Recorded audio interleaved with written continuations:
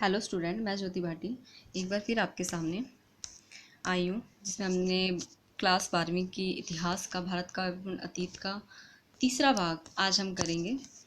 इससे पहले हम दो भाग जो है वो कर चुके हैं पहले, जिसमें हमने स्रोत के बारे में जाना था कि स्रोत क्या है, वे कितने प्रकार के होते हैं और उनके भी आगे जो भाग वो कौन से हैं।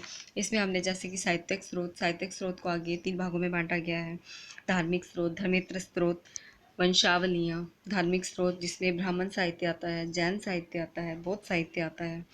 और इसके बारे में हमने जाना था कि ये जो साहित्य है इसके अंतर्गत कौन कौन से शासक, किस प्रकार से इनके जो धर्म के बारे में बताया गया है, इन सब के बारे में हमने इसमें जाना था। जैसे स्रोत कितने प्रकार के होते हैं, साहित्यिक स्रोत और पुरातात्विक स्रोत के बारे में हमने जाना था। इसके अलावा साहित्यिक स्रोत के आगे जो है 3 भागों में साहित्यिक स्रोत को बांटा गया है। जैसे धार्मिक स्रोत, धर्मेंद्र स्रोत, वंशावलियाँ। धार्मिक स्रोत को आगे 3 भागों में बांटा गया है, जैसे ब्राह्मण साहित्य, बौद्ध साहित्य, जैन साहित्य। इसके अलावा जो है धर्मेंद्र साहित्य, जिसको ऐतिहासिक साहित्य, विशुद्ध साहित्य, क्षेत्रीय साहित्य व विदेशी विवरण, इनके बारे में हमने जाना था। तीसरा पॉइंट था हमारा वंशावलियाँ। वंशावलियाँ क्या है? वंशावलियाँ जो है एक पोथियों का एक रूप है, जिससे हमें हमारे पूर्वजों के रहन सहन, धार्मिक, आर्थिक, व्यावसायिक जीवन के बारे में पता चलता है। तो इस प्रकार से हमने जाना था साहित्यिक स्रोत के बारे में अच्छे से। अब हम पढ़ेंगे आगे पुरातात्विक स्रोत। पुरातात्विक स्रोत क्या है? पुरातात्विक स्रोत को इतिहास की दृष्टि में साहित्यिक स्रोत से काफ़ी बेहतर बताया गया है। उसका एक कारण ये भी है कि पाषाण युग की जैसे अगर हम बात करते हैं तो तब मनुष्य जो पढ़ा लिखा नहीं था। दूसरा, सिंधु घाटी सभ्यता में जैसे जो हमें लिपि प्राप्त हुई है, तो वे भी जो है साहित्यिक स्रोत का एक उदाहरण है। पूरा जबकि जो सिंधु घाटी सभ्यता में जो हमें स्रोत जो प्राप्त हुए हैं, पुरातात्विक जो स्रोत प्राप्त हुए हैं, वे काफ़ी महत्वपूर्ण है। उनसे हमें पता चलता है कि उस समय का जो है व्यक्तियों का जो जीवन है वो किस प्रकार से था। हम कह सकते हैं कि जिस वक्त मनुष्य पाषाण काल में पढ़ा लिखा भी नहीं था, उस वक्त की जो वस्तुएं हैं उनसे हमें उस समय के जो साहित्य के बारे में पता चलता है कि उस समय का इतिहास कैसा था। तो इस हिसाब से पुरातात्विक स्रोत जो है वो काफ़ी महत्वपूर्ण है।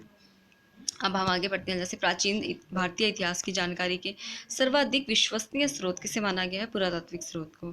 और पुरातत्व का तात्पर्य अतीत के अवशेषों के माध्यम से मानव क्रियाकलापों का अध्ययन करना तथा भारतीय प्राचीन इतिहास के प्रमुख पुरातात्विक स्रोत जैसे कि निम्नलिखित हैं, इसके बारे में हमें आगे बताया गया है। मतलब पुरातात्विक स्रोत से मनुष्य के क्रियाकलापों का पता चलता है हमें कि मनुष्य के क्रियाकलाप कैसे रहे थे। उनके अध्ययन से हमें भारत के प्राचीन इतिहास के बारे में पता चलता है। इसके आगे प्रमुख जो है स्रोत के बारे में बताया गया है। कौन कौन से बताया गया है इसके भाग निम्नलिखित 3 प्रकार के बताया गया है। उत्खनन से प्राप्त अवशेष, अभिलेख, सिक्के तथा मुद्राओं के बारे में बताया गया है। उत्खनन से प्राप्त अवशेष के बारे में बताया, जैसे कि खुदाई से जो हमें अवशेष प्राप्त हुए हैं उसके बारे में यहाँ पे बात की गई है, जिसमें पाषाण कालीन जो है मनुष्य संस्कृति व सभ्यता के बारे में जानकारी के लिए उत्खनन से पूरा अवशेष ही क्या है? मुख्य स्रोत है। जिसमें हमें मृत भांड प्राप्त हुए थे, हमें औजार प्राप्त हुए थे। मृत भांड जैसे मिट्टी से बने हुए जो हमें बर्तन प्राप्त हुए थे। औजार जैसे मनुष्य पहले पत्थर से बनी वस्तुओं का उपयोग करता था, उसके बाद में धीरे धीरे उसने धातुओं से बने हुए औजारों का जो है उपयोग शुरू किया, जिससे कि वो शिकार करता था, अपना जीवन यापन करता था। इसके अलावा मृत भांड को भी आगे जो है धीरे धीरे जैसे खुदाई हुई उस प्रकार से जैसे मृत भांड में भी उनको विशेषता जो है प्राप्त हुई कि मृत भांड भी जो वो अलग अलग प्रकार के जो है बनाए गए थे। उनको भी उन्होंने जो आगे 4 भागों में बांटा है, जैसे कि औजार जो ओचर संस्कृत गेहवे रंग के मृत भांड हो गए। दूसरा काले व लाल रंग के हो गए, जैसे तीसरा जैसे पेंटेड ग्रे कलर के हो गए, और चौथा जैसे उत्तरी काले जो चमकीले मृत भांड। तो इस प्रकार से भी इनको जो है 4 अलग अलग भागों में जो है बांटा गया है। इसके अलावा पुरावशेष क्या है, इसके मुख्य स्रोत बताए गए हैं। जैसे प्राप्त औजार अमृत भांड से हमें भारत और जैसे मानव की विकास यात्रा को हम समझ सकते हैं। जो सभ्यता की जानकारी उत्खनन से प्राप्त सामग्री पर ही जो है आधारित है। इसमें गेरुए रंग युक्त मृदभांड संस्कृति, काले व लाल मृदभांड परंपरा संस्कृति, चित्रित स्लेटी रंग की मृदभांड संस्कृति, उत्तरी काली चमकीली परंपरा संस्कृति, इनके बारे में हम अभी पढ़ चुके हैं। तो ये अलग अलग प्रकार के जो मृदभांड प्राप्त हुए हैं, जिनसे हमें अलग अलग संस्कृति के बारे में पता चलता है। इनके ऊपर काफ़ी सुंदर कलाकृतियाँ भी की गई है कलाकारों के द्वारा। हमें पता चलता है कलाकार कितने पारंगत थे। आगे जो है उत्खनन में जैसे सड़कें, नालियाँ, तांबे व कांसे के औजार, बर्तन, आभूषण इत्यादि मिला है। मतलब कि उस समय भी जो मनुष्य का जो जीवन था वह काफ़ी ज़्यादा जो है यानी कि संपन्न था। मनुष्य अपने जो जीवन के प्रति जो है काफ़ी ज़्यादा उस समय भी पारंगत था कि वो अपनी जो बेसिक जो चीज़ें हैं उनका यूज़ किस प्रकार से वो करता था। इसे इतिहास से हमें इन सब चीज़ों के बारे में काफ़ी अच्छे से पता चलता है, विस्तृत हमें जानकारी जो है प्राप्त होती है, अर्थात जिससे तत्कालीन मानव समाज व संस्कृति की भी हमें जानकारी जो है मिलती है कि हमारी संस्कृति कैसी रही थी पहले। जाहिर सी बात है, भारत के अंदर संस्कृति को प्राचीन काल से ही महत्व दिया गया है, जो आज भी वर्तमान में भी जारी है। तो इस हिसाब से जो संस्कृति है वह प्राचीन जो है वो हमारी काफ़ी ज़्यादा महत्व रखती है हमारे इतिहास में। आगे अभिलेख। पुरातात्विक स्रोत में अभिलेख का स्थान सर्वाधिक महत्वपूर्ण है, क्योंकि ये तिथि युक्त व समसामयिक होने के कारण ऐतिहासिक दृष्टि से काफ़ी अधिक महत्व है। तिथि युक्त का मतलब है कि हमें पता चलता है कि उस समय के जो शासक है वो कितने से कितने समय तक जो है जीवित थे, उनका शासनकाल कब तक का था, उन्होंने अपने जीवन में जो है क्या कुछ किया, इन सब का हमें पता चलता है। समसामयिक मतलब हमें सटीक जो समय का पता चलता है कि कितने वर्ष पूर्व जो है इस शासक का जो है राज्य रहा हुआ है। तो अभिलेख भी काफ़ी महत्वपूर्ण जो है रखते हैं मानव इतिहास के अंदर, मनुष्य के इतिहास में। और जैसे कि राजाओं की उपलब्धियों की जानकारी में भी काफ़ी महत्वपूर्ण है कि मनुष्य जो राजा है उन्होंने अपने जीवन काल में क्या उपलब्धियां जो है हासिल करी थी। इसके अलावा गुप्त काल में भी जो इतिहास की काफ़ी महत्वता रही है। फिर राजाओं के शासनकाल की घटनाएं, मतलब राजाओं का शासनकाल कब तक से कब तक का था, कहाँ तक फैला हुआ था, इन सब की घटनाओं की जानकारी हमें प्राप्त होती है। चौथा, जैसे राज्यों की सीमाएं, मतलब जो राजा थे, जो राजाओं के जो राज्य फैले हुए थे उनकी सीमाओं से कौन कौन से क्षेत्र जो है वो टच होते थे। इसके अलावा जो है उनकी सीमाएं कहाँ तक फैली हुई थी, उसके अंदर कौन कौन से क्षेत्र आते थे, इन सब के बारे में पता चलता है। पांचवा, जैसे समकालीन भारत की विभिन्न स्थितियों के बारे में जानकारी जो हमें प्राप्त होती है। छठा, जैसे शासकों की व्यक्तिगत तथा चरित्र की जानकारी हमें प्राप्त होती है। आगे अभिलेख लिखने की प्रथा सबसे पहले अशोक ने शुरू करी थी। हम कह सकते हैं कि अशोक सर्वप्रथम ऐसा था जिसने कि अभिलेख जो कला थी उसको काफ़ी ज़्यादा महत्व दिया था, जिसकी प्रेरणा अशोक को शासक दारा से प्राप्त हुई थी, जिसने अभिलेख लिखवाने की प्रथा को जो है शुरू किया था। अशोक के 3 अभिलेख जो है बताए गए हैं। कौन कौन से? शिलालेख बताया गया है, स्तंभ लेख बताया गया है, गुहा लेख बताया गया है। जिसमें शिलालेख बताया गया, शिलालेख कौन सा लेख है? वह लेख जो कि पत्थर के ऊपर लिखा गया था। स्तंभलेख कौन सा? वे लेख जो स्तंभों के ऊपर लिखा गया था। स्तंभों के ऊपर जो लिखा हुआ लेख है वह जो हमें प्राचीन इतिहास के बारे में काफ़ी महत्वपूर्ण जो हमें जानकारी प्राप्त करता है। तीसरा, जब गुहा लेख लिखे गए थे, ये भी काफ़ी महत्वपूर्ण रहे हैं। आगे जो है सिक्के व मुद्राएं।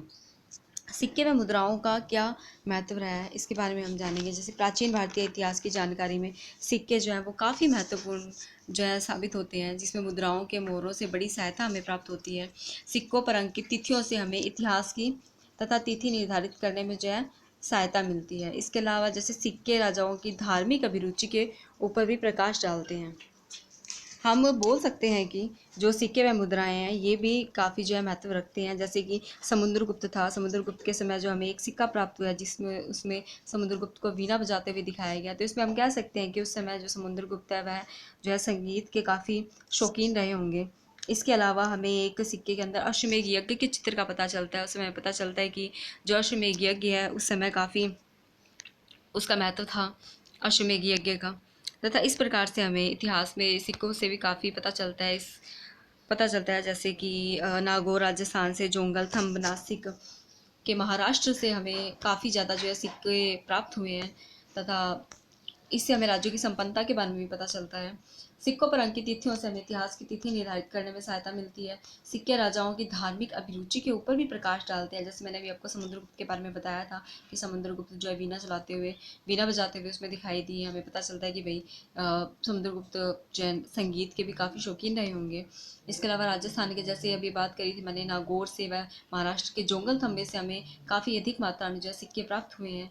इसके अलावा अगर मोहर की बात की जाए तो मोहर भी 274 मिट्टी के मोहरें हमें प्राप्त हुई हैं, जिस पर शासकों की गोत्र, उनके साक्ष्य, उसके अलावा उनके नाम, ये सब अंकित थे। मोहर से पता चलता था कि जो है ये मोहर जो है वो किस राज्य की है, वह किस गोत्र के हैं। इन सब के बारे में हमें मोहर से पता चलता है, जानकारी हमें प्राप्त होती है।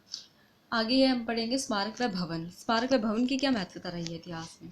भवन, मंदिर, दुर्ग, स्तंभ आदि जो है प्राचीन भारत की राजनीतिक, सामाजिक, धार्मिक तथा आर्थिक स्थिति की जो कलाकृति की जो संस्कृति है इस पर जो है प्रकाश डालते हैं। स्मारक में जो भवन है, ये मोहनजोदड़ो के समय से काफ़ी जो है महत्वता रखते आए हैं।